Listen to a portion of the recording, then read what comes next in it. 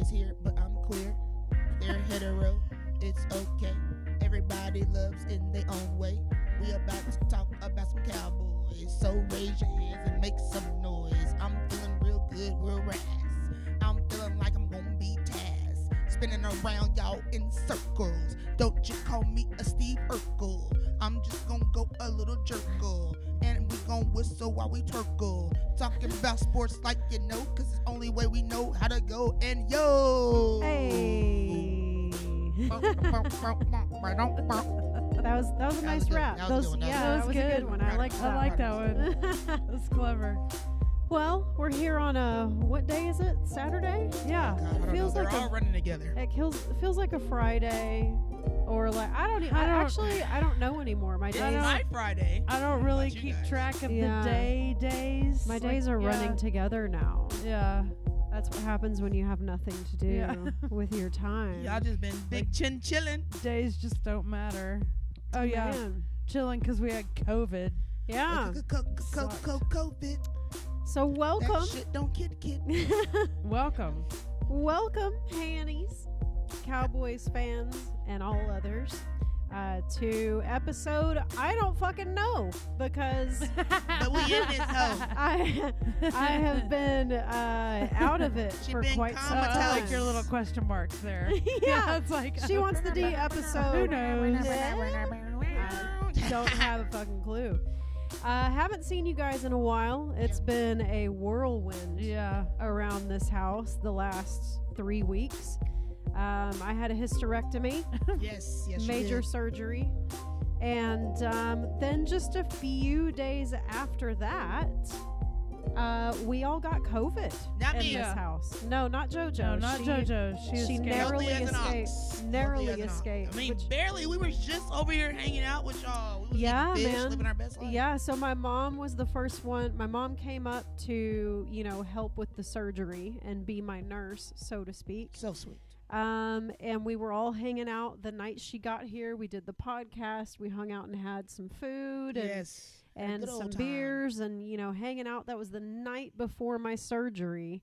And then the next day, my mom started showing symptoms. She actually asked the nurse to take her temperature at the hospital while I Wow. was about to go in for surgery. Wow. She didn't have a fever, so we just wrote it off as like allergies or whatever. And then post-op day 2, it was getting worse and worse, and I made her go to the doctor Mhm. and came back positive. And then slowly, one by one, Dun-dun. we all succumbed.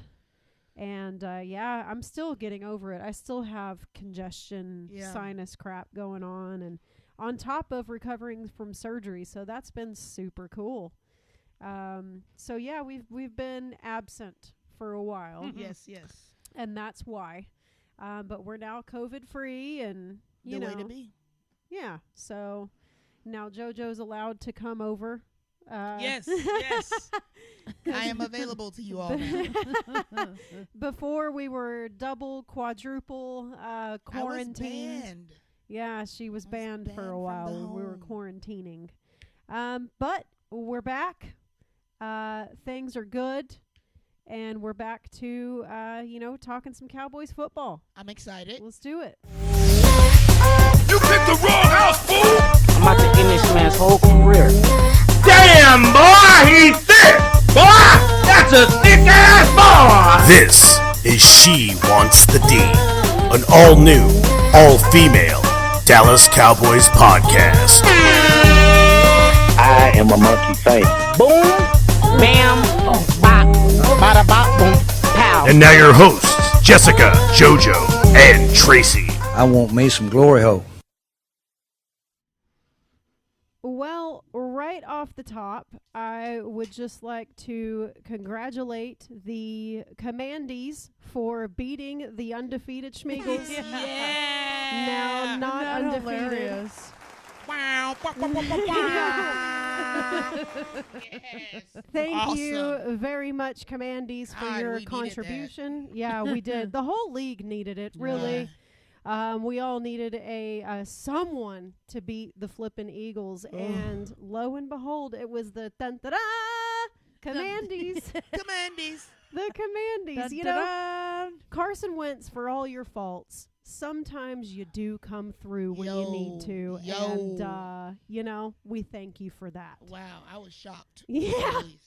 Yeah, I think everyone was. I thought they were going to go in there and just kill them boys. Out of everyone in the league to beat the Eagles, I would have never thought it'd be the Commandees. But that just goes to show you division rival games can never be predicted, right? Is a fact. Really, no game can be predicted because on any given Sunday, any given anyone can win. Sunday. However, if I could have picked a least expected team to beat the Eagles, it might have been the Commandees. Oh, definitely. So definitely. Thank you so much for that, Carson Wentz and your Commandees. Let's get into some Cowboys Packers.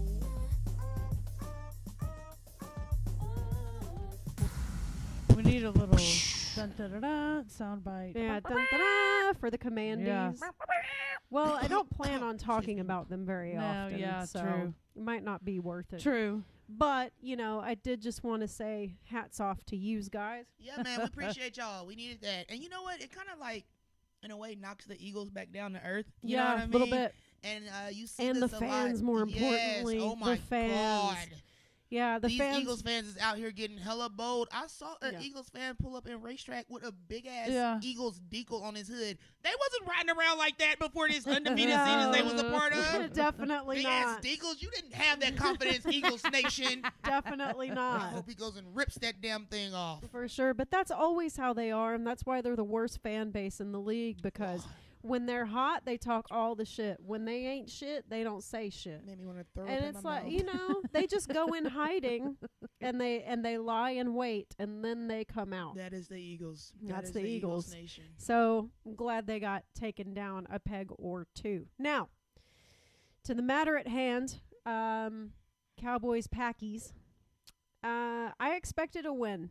I really did. I know it's Aaron Rodgers. I know it's Lambeau Field. I know that's never, ever easy. However, I thought that with the way the Packers have been playing, that our defense would be able to easily, command where they wanted that offense to go and easily be able to read their schemes. And, it just didn't happen. It just shocking. Wasn't clicking. It's almost like the defense took a nap that game. I mean, seriously, the way they were able to run the ball, it was just, this is a team that struggled the entire season. They've struggled to run the ball. Offensively, they've just been a complete disaster. Yeah. They were averaging really 17 points a game. We were up 28-14 at one point. After that CeeDee Lamb touchdown that put us up 28-14, I was like, oh my God, this is happening right now. And that's we're gonna what I win expected. this game. And we didn't score any more points. Yeah. And that was all she wrote. Overtime, and there you go. Yeah, and it's like it's great that you can put 28 on the board, but you have to keep going. Yeah. Yes, man. You can't just get there and then stop and say, okay, that's good enough. Hey, Yeah. man, say what you want for the Packers season so far, but they still have Aaron Rodgers. That part. for sure. They still have That Aaron part. Rodgers. You cannot sleep on that man, and you cannot get to 28 and go, it's all good. It's all right. And not only that, it was a lot of emotion attached to this game. Mike McCarthy Yeah, coming back to Lambeau that's Field true. for the first time since being let go. Yeah. Facing the team that he coached for over a decade. Him and Aaron Rodgers, as disgruntled as their relationship became towards the end. That they kind of grew together as, first-time head coach. A rookie that sat on the sidelines for way longer than he thought he should have, waiting for Brett Favre's ass to retire. So yeah, true. all the emotional attachments to that game, and I think the Cowboys, the players, they wanted to win for McCarthy. Yeah. And Aaron Rodgers wanted to beat McCarthy. Yeah. So. I knew it was going to be a difficult matchup. I'm honestly not shocked that the game turned out the way it did, but I did think I was expecting it to be a shootout, honestly, because when you talk about all the different storylines tied to that game, it was easy. It could have easily became a shootout, because when you tie emotion in it, it kind of makes the game plan a little diluted, because there's so much intensity going on that field. But I was shocked by our defense, especially the And run why didn't defense we- was gross. Why didn't we kick it? Well, and that was why didn't we kick it? well, Now that is a and see, question. that was gonna be where I was gonna start this segment off. Okay. Because of course that was the huge question, right? Why didn't we kick it on 4th and 4 in overtime when we have mole hairs Yeah. who typically, I mean, it would have been from what 53. Yeah, it would have been worth a try. well at within that his point. range. But there is also the constant theme with this team, right, and this offense since the Jason Garrett days of we need to be more aggressive, right? We have always had, or at least for the last 20 some years, this kind of ho-hum, like, not really that bold, not really going for it on 4th and 4, 4th and 2 type Getting situations. up just 2 touchdowns and not being able to hold them the rest of the game. I mean, Yeah. man, Or with that score any defense, more I points. just knew we were golden. I'm like, there's no way they're going to be able to score It's 2 touchdowns at this point in the game against this defense, and they did. there's still a touch of that. There's still Right. a touch of that. But here's the thing, okay? Had we gone for that 4th and 4 like we did, and we had gotten it, and we had driven down the field for a touchdown, we would be singing a very different song Oh, of course. today. It's So- a game of inches. Right. And it's it's all relative, right? We kick the field goal and we make it, and then, possibly we could have ended up winning. We Yeah. kick the field goal and we miss it, and they Yeah. get it at the 50. Yeah. And then they easily score a touchdown. We, get the the first down on 4th and 4, and we make a touchdown, or we don't. There's so many things that could have happened. So to say, why didn't we kick the field goal? It's valid, and it's a valid emotion and a valid question to ask. But also, had the result been different, you wouldn't think twice about going for it on 4th and 4. It's easy to question when you lose. You know what I Right. mean? It would have been a brilliant decision if we won. So, I can't get over it. I mean, a 2 touchdown lead. On the road. I mean, as well as that defense has been performing, I just knew they were just gonna put their foot on their neck and just not let up, and they just let Aaron Rodgers and that team just march down that field continuously in that second half. I mean, it was why hard to weren't we watch. running it? And our Why offense weren't we completely running ran- the ball? we weren't run running it the very dang well. ball. I mean, when they were getting opportunities to run it, they weren't running it very well. No. And this is when you need a ground and pound back Yeah. like Zeke. Somebody that can wear a defense down because you're just running through them constantly, getting those dirty yards. And I don't know, man. We could have done a lot more, but I don't even want to blame the defense because they have been so good all season, and that's what a team is. When one unit is lacking or they're not at their best, you expect your other components to overcome that. And as Dak, as the leader of this football team, and offensively, for you not to be able to score any more points once you get up, I mean, it's embarrassing. You know? it is. And Dak has to be better, and that offense has to be better because the defense can't be the savior every damn week. But they have been, and we're going into week 11, and it's shown us, and we were shown against the Packers what that type of mentality. You cannot get comfortable and be like, oh, my defense is going to say, oh, we're up 28-14. The defense is going to take. No. Yeah. Like, keep scoring. Yeah. Like, pound them into the ground. Like, make them miserable in their own building. Like, and especially against, again, a veteran quarterback who we have seen come back in dire situations time and time again. And, you have to keep scoring. You can't sit back and say, we got this. The defense will hold them. It's all good. And Dak didn't have a great game. The offense as a whole didn't have a great game, but I agree with Tracy. Why didn't we run the ball more? It seemed like this game was much more focused on the passing game. Dak threw the ball 46 times and only completed Way just too over much. 50% of Way those too passes. much. Due to mostly poor route running by his tight end and Yeah. his star wide receiver, CeeDee Lamb, who, yes, has great flashes. Yes. He has great flashes of greatness all over the place. We need I will give him consistency. that. But he is so inconsistent. Yeah. And he's sloppy, man. He's got a lot of work and to do. He's like the J.R. excuse me. He's the J.R. Smith of football. He needs to tighten everything up. Everything needs to be tightened up. everything. And it's, it's kind of makes them look lackadaisical and, unpracticed, and it just is not a sight for sore eyes, if I can That say part. it. He We've still seen looks it like a too many rookie. times.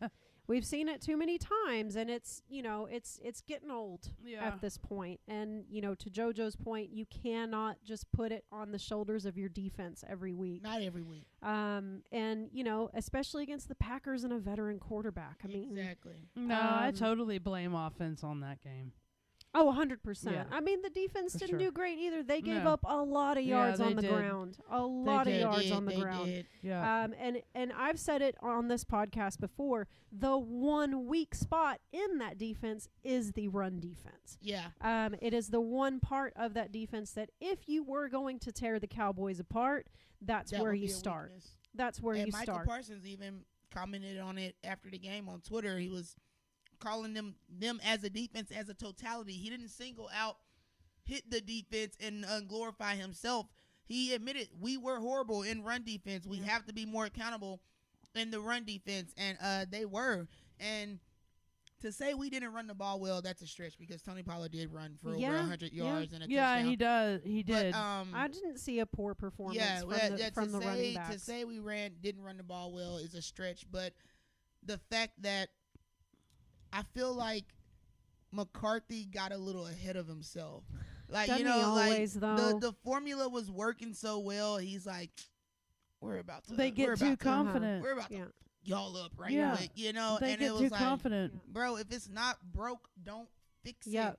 We have been winning ball games based on the run and the defense. Is it Yeah. McCarthy Those or two is it things. Kellen Moore? That's a combo of both. Yeah, definitely. But all that being said, Mike McCarthy does still really piss me off a lot. like a lot, dude. Because why? Because he The won't. mismanagement he of the won't- clock Yeah, constantly. absolutely. Does he even know what a challenge flag is? I know. Does he know what Amazon. it looks like? Does he know that he has them in his pocket? Eminem, Should you we better fix your remind life. him? He hoards the timeouts. Does he know where the clock is? He's a to timeout look? hoarder. Does he know what a timeout is? Does he know why they're there? He values his timeout. Sir, I just cannot with you anymore. You just really grind my gears. Yeah, sir. I'm starting to think that's like a brag with coaches. Like, oh man, you use all your timeouts. I still had 3 at the end of the game. How you feel about Are we that? gonna talk Use your about? Are we timeouts. gonna talk about calls, flags, refs? Yeah, I mean, those I'm not things. Same putting it on old- calls. Same old poo, different toilet. It has to be a point where we got to stop giving these Right. refs that much credit. man. Right. And Like, that's where I'm at with we it. have to, like, this team has been performing too well for a time where we really should have won that game. Yes, 100%. We I really should have expected won us to that win. game. You can't put anything on the referees or the penalties and the way they called the game when, again, you were up by 14 points at one point in this game, and you allowed not only the Packers to come back and win in overtime, you didn't score any more points. I know. Yeah. It's like they were like, 100%. "Oh, It we're was like, good, we we're got it," done. and Micah then Parsons we and do them that about to all fudge him up. the time. Yeah. We do that all the 100%. time, especially if we do it before the half. It was infuriating. If we score that much before the half, then we're like, "Oh, we're good, we got it." And then that whole second half, we don't score again. They hold us, and we can't hold them either, and they catch up, and I then was they close pass to taking us. a nap Because That's we how confident mismanaged I the was. clock. Yeah. Our patterns are, right? It's a we pattern. either don't score at all or barely score a couple field goals in the first half and then come back, and then it's a nail biter at the end, or we get up Yeah. way ahead Yeah. in the Say first half deuces. and then the second half sit on our ass and let the Yeah, other team catch up, exactly. and then it's a nail biter. Yeah. Pretty It's much. it happens every single time, and I agree with JoJo. on penalties. Like, yeah, of course, there are things that the refs are going to call that are going to hurt your position on the field. And, yes, those are factors. But I don't ever blame penalties as the reason that a team lost, unless it's just absolutely egregious. Yeah, totally. And I don't think there was anything absolutely egregious in this game. Not. No the way. only thing that was absolutely egregious is the fact that we were up 14 and then gave it all Yeah. up. Yep. That's the egregious part. So I 100% agree with And it's JoJo. getting old. Yeah, man. And with the way this division is looking, I mean, the freaking Giants are 7-2. The Eagles What is going have on only in lost the one NFC East? We are number 6 in the. If the playoffs started right now, we would be the 6th seed. The Giants would be like the 4th or 5th Isn't seed. that The Eagles freaking would be the crazy? number 1 seed. We would have 3 out of 4 NFC teams in the playoffs. I want to That's throw up. insane. It's insane. So our only yeah, hope I is mean, to continue to win because we have to hope for an absolute breakdown yeah. from the Eagles or the Giants Yeah. and beat them both times that we played them to even have a chance of winning the division. Yeah. So now you're kind of in a must-win situation, damn near halfway, a little bit more than halfway through the season. From because here on out. the Giants and the damn Eagles are playing great football. Yeah. So you can't bank on winning your division because that's probably not going to happen at this point. You got to bank on winning in the wild card. Yeah. That's what you're banking on at this moment. And look at the NFC, man. I mean, as a Yeah, it's totality, wild, isn't it? the Vikings have only lost one game. Kirk Cousins is bringing back you like that and wearing thick ass chains as wide receivers wear. Kirk Cousins From that old man ass. with his Ray-Bans. Like I'm thunderstruck right now the way this league is panning out. It's freaking like the Twilight Zone. Yeah, right. Everything is upside down. Oh my God, I know. We were watching, which by the way was a fantastic game, the Vikings Bills game. And we're watching. I'm telling Tracy, I'm like, where did Kirk Cousins' old ass come from all of a sudden? What You is like that? happening? What is happening? It's like the Twilight Zone of football. It's crazy, man. This NFC is, and then the AFC is just garbage. Like there's like 3 different conferences where like half of the conference has losing records and they're still in playoff contention. It's insane. I don't understand it. I just don't understand. It's a wild season. It's a for sure. wild season. But we finna see. We finna I guess. see. I did want to take a little bit of time tonight, and we will be taking a little bit of time each podcast now to review Jimmy Johnson's new book, Swagger. We're going to go chapter by chapter, and, because it's pretty interesting. He gets into a lot of, not at this point, but once we get into the meat of this book, we're going to get into the Jerry Jones debacle. Oh, yeah. He does go in depth with that. So we're going to start reviewing this book, and we're going to do it right now.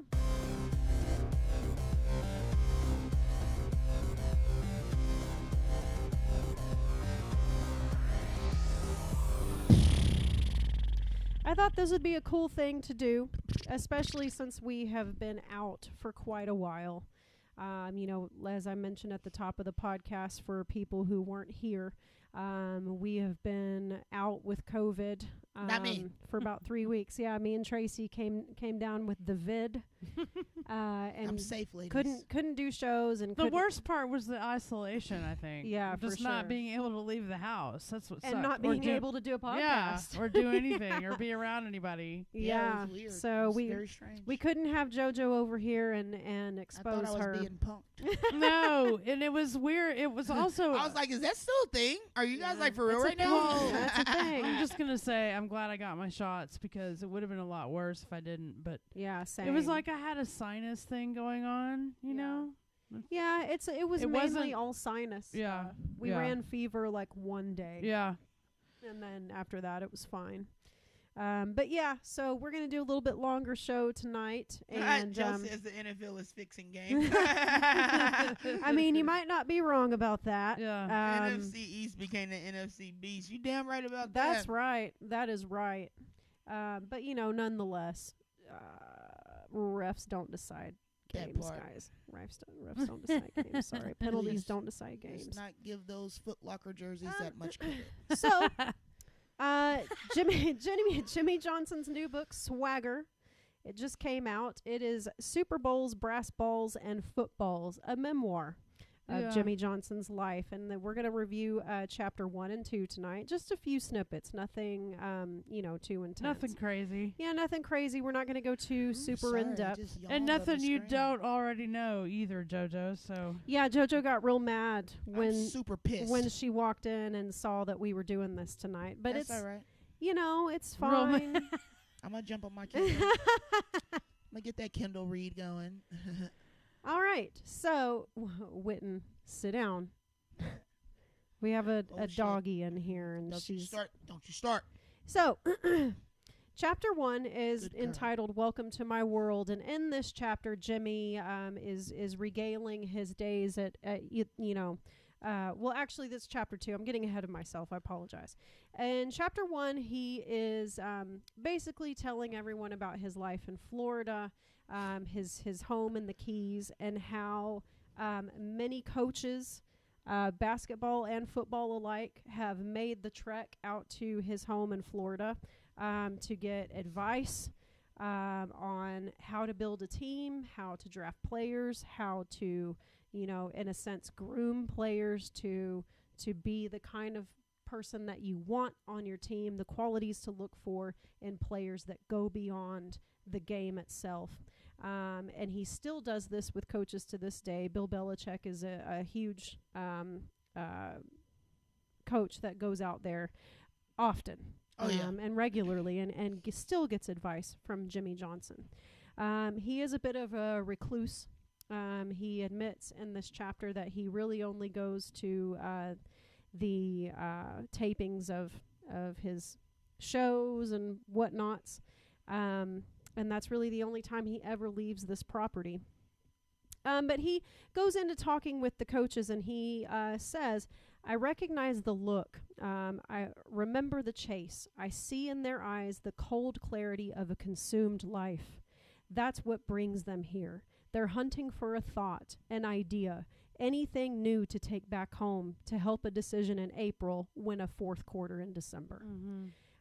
So he is still regaled to this day as one of the best in the game at building a team and making sure that what you do in April counts in those later months. It's a really good read. It's a really quick read. I just have a couple more snippets from chapter 2, which is entitled Swagger, which is the title of the book. And in this chapter, he gets into his time at the University of Miami and his coaching style that he developed at the University of Miami, which was regaled as very aggressive, showboaty kind of style. And it wasn't received well by a lot of people because they thought that it was just, too over the top. And arrogant. He was arrogant, and he was a little bit of a bully, as some would describe him as. And he says, I'm scared. and he says in this chapter 2, I didn't sit there passively looking the other way as players danced and pointed to the skies. I encouraged them to act that way. I wanted them to play to their personalities. Why follow someone else's rules? Why not unleash who you really are and by doing so become the best version of yourself? And that's what made him such a special coach, because he didn't suppress any antics. As we see with Michael Irvin, he thrived in that environment. And that's one of the reasons why, is because Jimmy was very much about this. No, bring your personality out, be yourself, and that will show on the field. And he goes on to say, some hated the manner my Miami teams played. So what? Some loved it too. We were that type of new idea to college football, just as my Dallas Cowboys were on deck to be in the NFL. When Sports Illustrated ranked the 25 most hated teams in history, our 1986 Miami team was number 1, and our 92 Dallas Cowboys team was number 3. And all I know is it takes a rare achievement and a different style to be disliked as much as my teams were. I feel that way about and myself. then he goes into some different things that he used to do at the games to just give a little bit of extra oomph and little bit. Yeah, he had some antics. He had little manipulations that he would do before the games. Like he would tell the guy, the announcer that would report the weather in the beginning of the game right before kickoff, and he would announce the humidity. Yeah, and because it's Miami. And it would, discourage players. He could see shoulders sag as that was going on. It was just another way to like make them feel, okay, get into their head. Get into their head. And then another one, they would look up the referees and their kids and where their kids are going, where their kids are playing in school. And he'd say, he'd walk by a referee that he knew his kid was in Clemson and say, hey, Clemson had a good game last night, huh? Schmoozing. And just, smooze him a little bit. Brown nose him a little bit. Yeah, getting that human nature on his side. I mean, I respect this coach so much. He's my favorite coach in the whole wide world. Yeah, I do too. I no matter who he coaches, not just the Cowboys, but everybody. And this is a glimpse into what he really is all about, and it's really cool. He's actually super hardcore. Yeah, super hardcore. He's almost like, hey, if you can't handle being in this industry, then get the hell out, dude. Yeah. Because he will call you a bitch. Oh, for sure. He will call you a bitch to your face. Yeah, and just one last snippet I want to read from the end of chapter 2, and then we'll move on. He says, we introduced college football to a new style right off America's streets. I coached in a way some moralizers and sermonizers weren't ready to accept. Showboating, some called it then. Hot dogging, said others. Those were all words from some previous era of college football in America. The truth is, our style was so out on the edge, the word to describe it hadn't been used yet. It came later. We had swagger. So that's going to be a fantastic read. It's fun, too. There's a lot of name drops in it. Yeah, it's really cool. A lot of people from the NFL. Highly recommend you get this book and read along with us. Like I said, we'll be reviewing a couple chapters at a time on the show. And, we'll see where it goes. However, I do want to mention one thing that Jimmy briefly mentions in chapter 2, and it is the White House. Have you guys heard of this? What's this? Okay, so apparently... I don't remember. Let me blow this up here as big as I can so the audience can try and see what we're looking at here. So this house was a house that was bought by the Jimmy Johnson era Cowboys. Okay, it was Michael Irvin, Nate Newton, all the greats that went in on buying a house in Valley Ranch near the practice facility.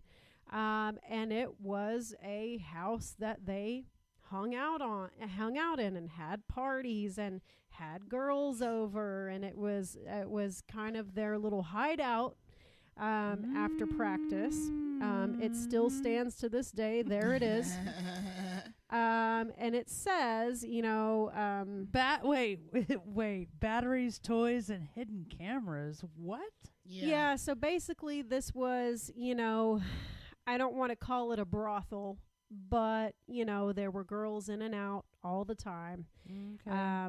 It was a brothel. Basically a party house. It's Michael Irvin, people. Come on. We all know what was going on. Stab a guy with a freaking fork. Come on. It's, there's an inside glimpse of it. It's kind of an interesting read if you want to look this up. There's only one article I could find on it, and it's from this website, Real Reality Gossip. Okay. And it is a thing. Jimmy Johnson talks about it in his book ever so briefly. But yeah, if you want to get into some little drama of the 90s era Cowboys. This is kind of a fun little snippet to check out. Anyways, Cool. we still got some Cowboys football of now to talk about. Let's get into some Cowboys Vikings.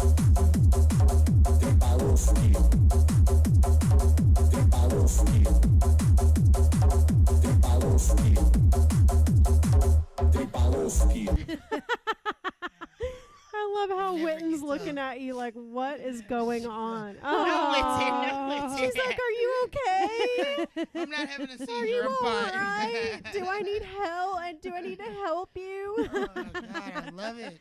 Oh, that's freaking great. It's even better with the glasses because they just fly everywhere. Yeah. All right. So tomorrow we face the 8-1 Minnesota Vikings, who lead the NFC North, and by all accounts look as though they will win that division. I think the Packers are behind them at 4 and whatever. Yeah, it's looking real good for the Vikings right now. Yeah, it's looking pretty good. Don't count out Rodgers though.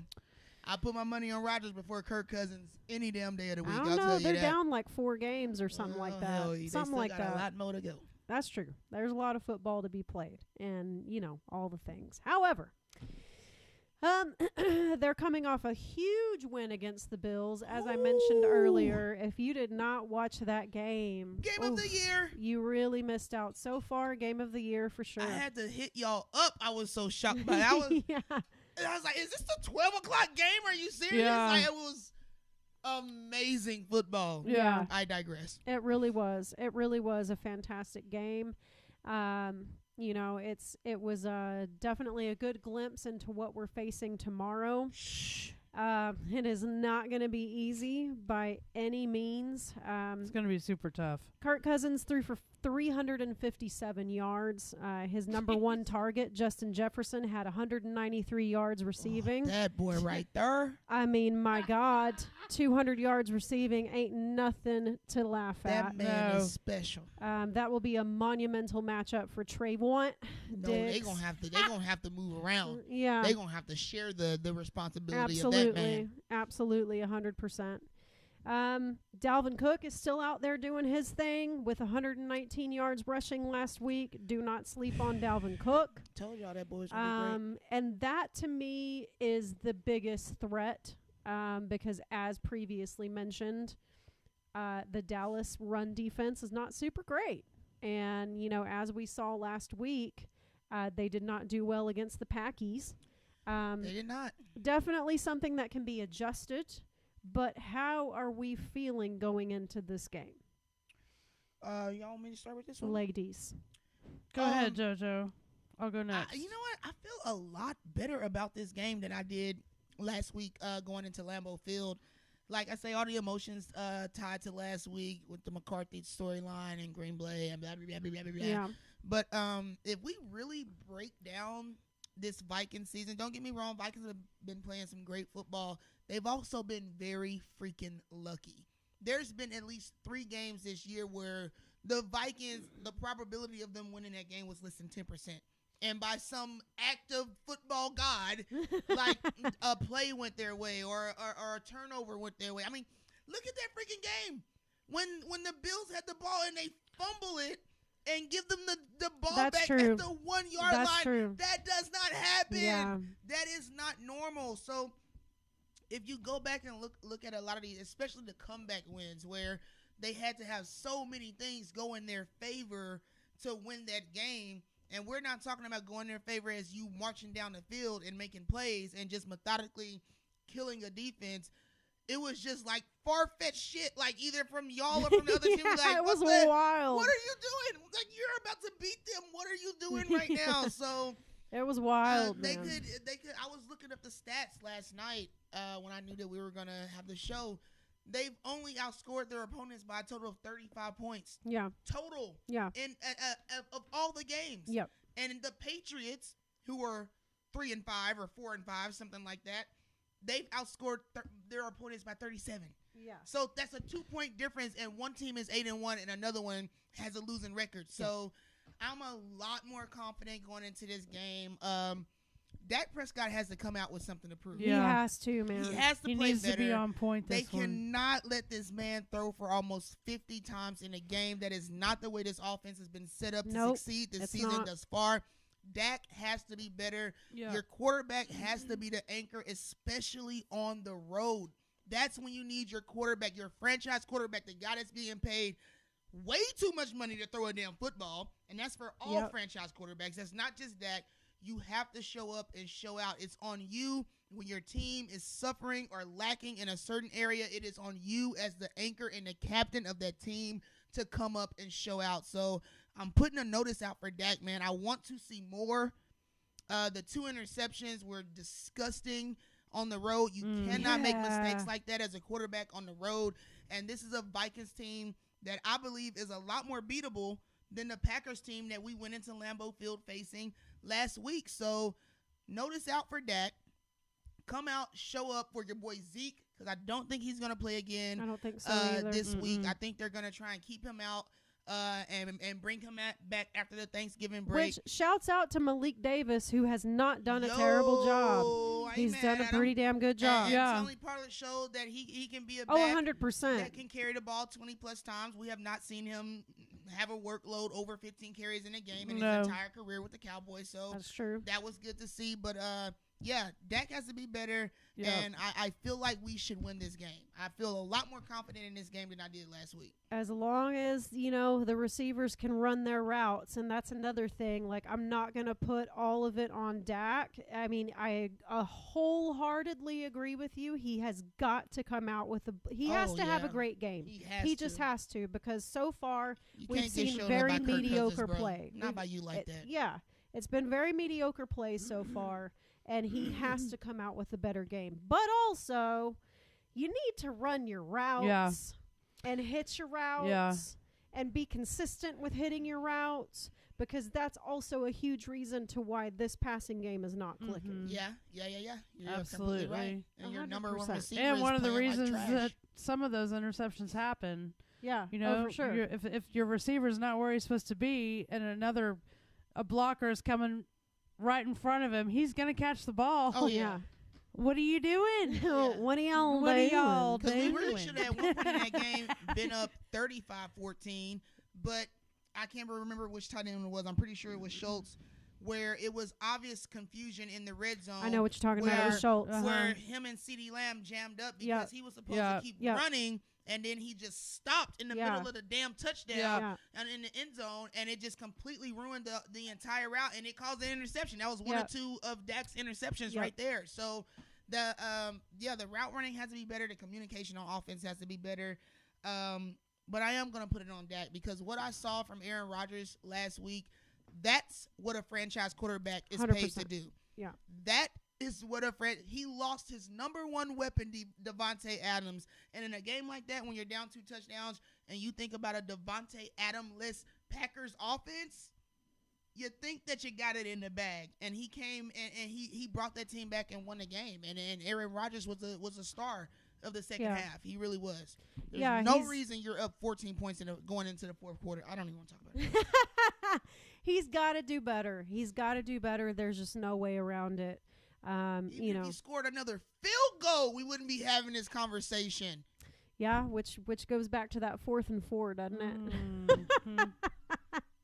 Which I maintain that we cannot bitch about that decision. We just can't. Because had it worked, it would have been great. Had it worked, we would have been singing the praises of Mike McCarthy, and we would have been saying, it's so nice to have an offense that goes for it. And, we would have been singing a very, very different Get this tune. perv off of our chat line. It's spam. We're all hot girls. Yeah, I don't know how to. Are we doing predictions now? Ooh, triple X.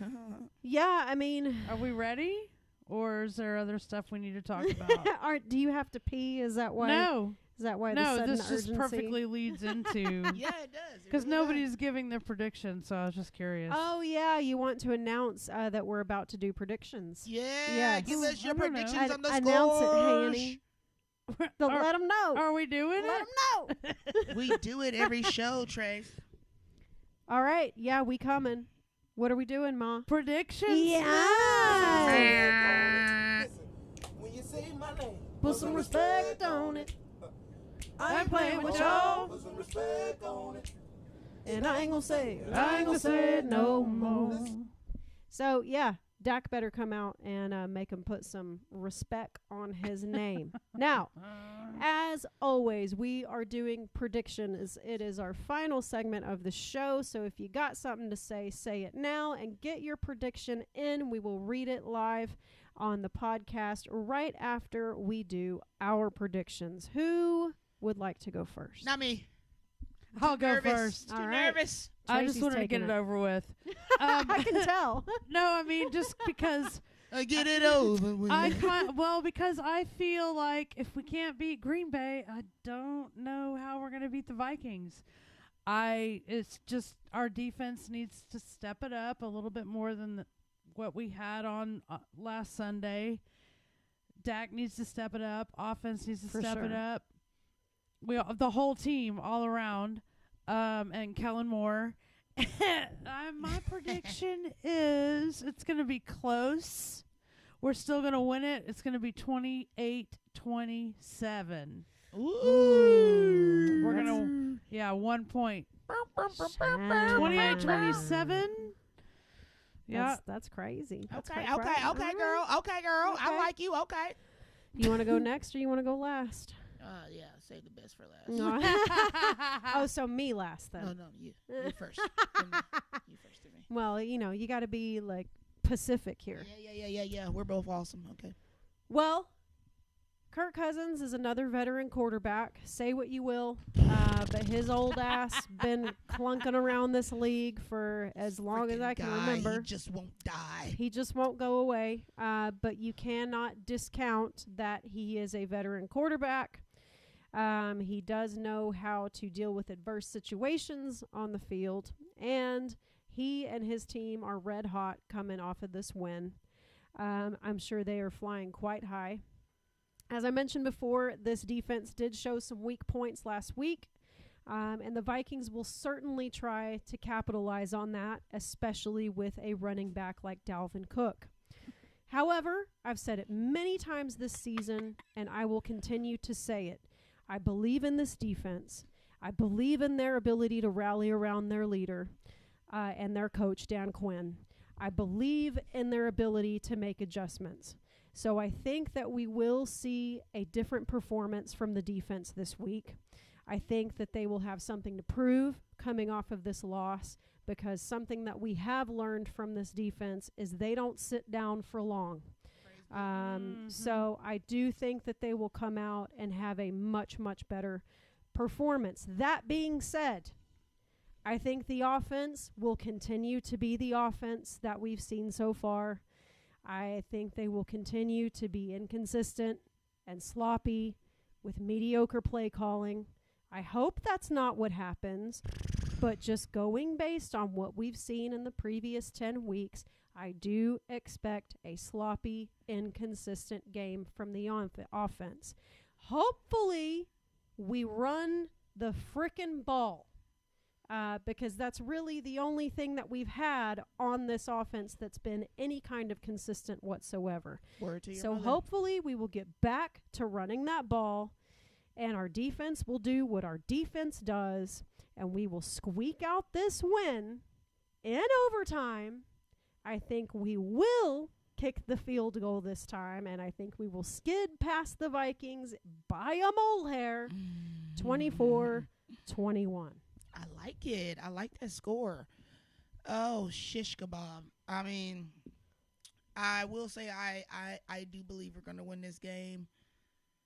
But, man, this season just has me all upside down and turned around.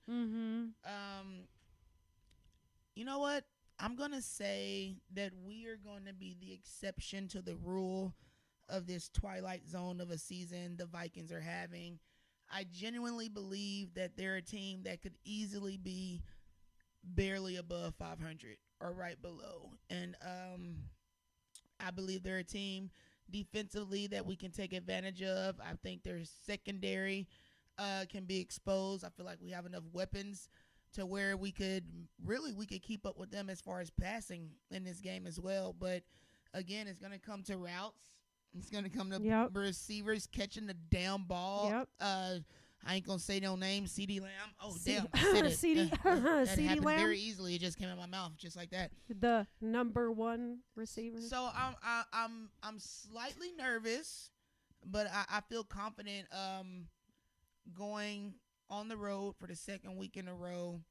I expect this defense to be embarrassed by what they allowed the Packers to do to them in 15 minutes in the fourth quarter. Yep.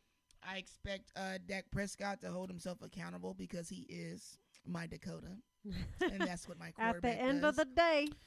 And I expect us to get the W, but I don't think it's going to be in the 20s. I'm going to give this a 10-17 game. Ooh, Cowboys. All defense. I think it's going to be right back to that ground and Defense. pound and some defense in this Defense. bitch. Hey, I would welcome that. I with wouldn't doubt open it. arms. I mean, Vikings are a very defensive team anyway, no matter what. They That's what I always need to have see. I been need to since see I've some been nitty-gritty. alive. Yeah. They've been that way. Defense I don't want to hear nothing about what Kirk Cousins like at the end of this game. Well, it looks like we've got a couple of predictions. Joseph Colin. We're going to say Colin. I'm going to say Colin. Colin says 35-17 Vikings. Cowboys need to draft a QB in the first round. Oh, my God. Don't you finish that damn comment, Yeah, Jess. yeah, he's not a Dak fan. Oh, I will walk off of this set right now.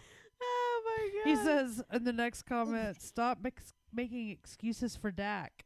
Oh. Rogers, first round pick. Dak, fourth round pick. There is I a need you to difference. find that damn ban button and ban that man right now with his blasphemy. That's quite a high-scoring game he's predicting there. 35-17 I'm not, Vikings. I would Yeah. disagree with your score in the Same. fact that I don't think that Vikings will put up 35 on our defense. I just don't believe that's No. going to happen. Not after what happened last week against the Packies.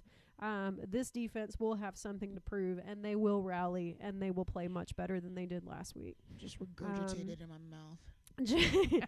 Joe Tranchina from Italy It's me, Mario. says, very close to your score, Ma. Yeah. 28-21. So I think, 20s, most people are saying it's going to be in the low 20s. That's about where we stop. That's about where our That's about offense where we says, call it. "Eh, We're like, yeah. we're good. I'm going to find you, Mr. Colin. You She'll best do watch your back. She'll do it." 35-17. Who is this guy? She's over here reading Oops, his that's the wrong comments. thing. She's over here reading his Talk comments. about Dak got happy feet. I'm going to show you happy feet. Well, I mean, hopefully, hey, we can all agree that this game is very important for Dak to have a good game. Like Happy Dak feet, has Dak. tappy It's really toes? important. Tippy taps. Yeah. Tippy taps. This ain't no Disney movie. Well, we got Twinkle Toes with Michael Gallup. Those are Yeah. some. Those are But some nobody's good throwing the ball to him. Your last name the is fuck? Colin. Sleep on that. Your last name is Colin and you're hella whack. Happy feet, Dak. I should fucking attack you. You smell like poo.